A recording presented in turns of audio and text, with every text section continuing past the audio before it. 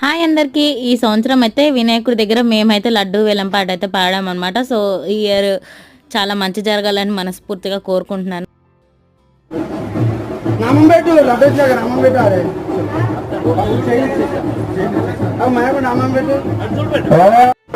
ఓం గురువం దేరాజా వరుణా గురువం దేరా బృహస్పతైః గురువం దేవస్వరా శృంగారేంద్ర గురువేణ గురువాః